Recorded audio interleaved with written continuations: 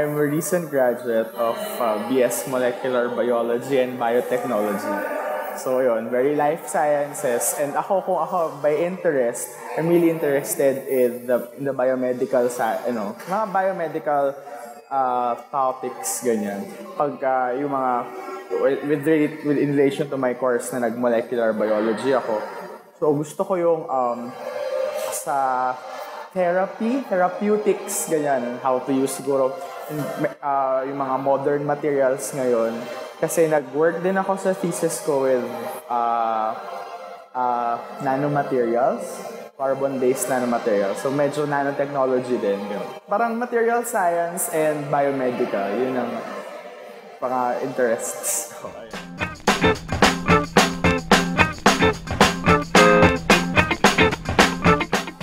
Yung main bulk talaga so far bilang fresh grad pa ako, yung talagang research ko nagawa ay thesis, syempre, sa thesis ko pa.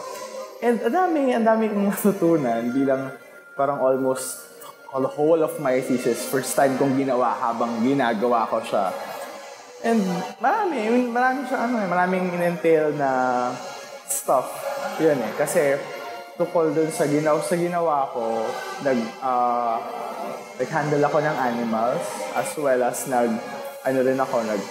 put cell culture, tapos nag-work ako with nanomaterials. So, merong chem and biophysics aspect.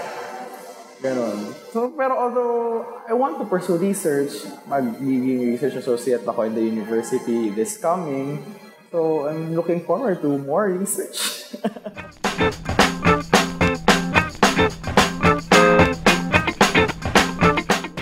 Siguro, as with all of the other researches then, I guess passion talaga. Na, alam mo yun, you want to do this.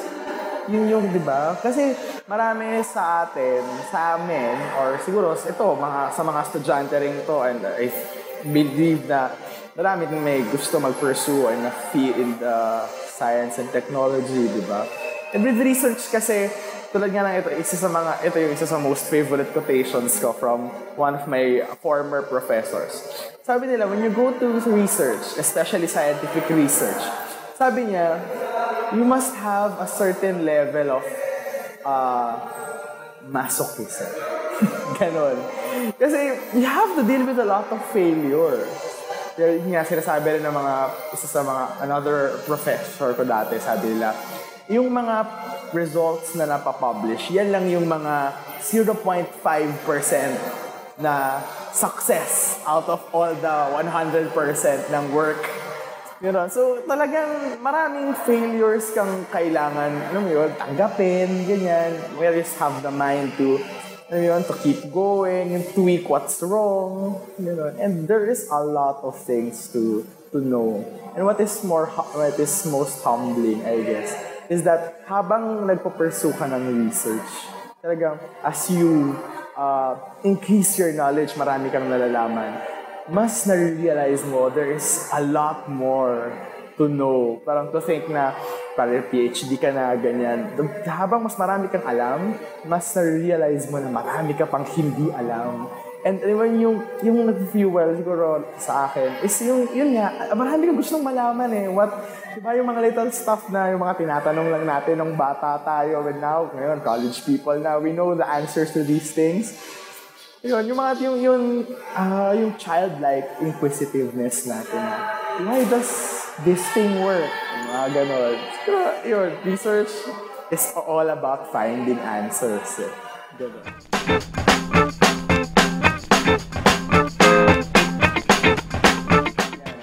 I think yung event, it's a very good avenue for, aspiring scientists out there, to do well, to excel in the things they want to do and want to pursue. And siguro ang galing nga, with UPL teams, with, coming up with this type of event. Kasi talagang, kumbaga, kayo yung naging talent scout ng mga estudyanteng ito, And I think it's very nakaka-inspire siguro, and lalo na pag may makilala pa sila, scientists very successful in their fields, ganyan, and siguro lalo na pag medyo bata-bata pa, na how can with these young people na malayo na yung narating nila in terms of science and, and research.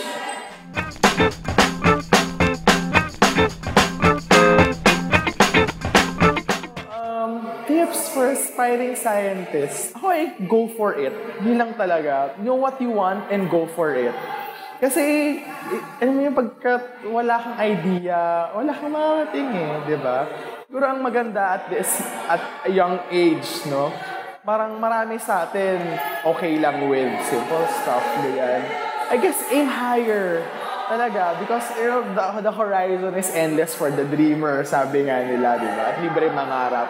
And so, di ba, gumawa tayo ng, siguro let's have a distant goal. Sabihin natin distant goal. Mahirap siya abutin. Pero with that, kasi we will learn how to adapt ourselves into reaching this distant goal. Marami tayong matututunan. Marami tayong babaguhin sa sarili natin. Diba? Pero this passion na dahil gusto natin marating ito, and with research, I think very parallel siya.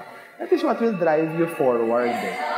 And yun, siguro yan, sa inyo, mga gustong maging scientist, and, aim high, and dream, always dream. Kasi, kayo rin ang gagawa ng sarili yung future. Kayo rin ang mag-work towards it. And, yun, go for it. Accept failure as it is, pero always get up from it.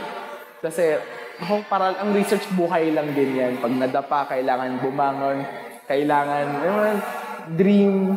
Yun. Basta parang buhay lang din. If you want to succeed in life, work with it with all your heart. And success will follow, sabi nga nila. Although minsan, minsan hindi yun totoo. Kahit work ka ng work, walang success. Pero, you will contribute Every little thing is a contribution to this big body of knowledge we know as science.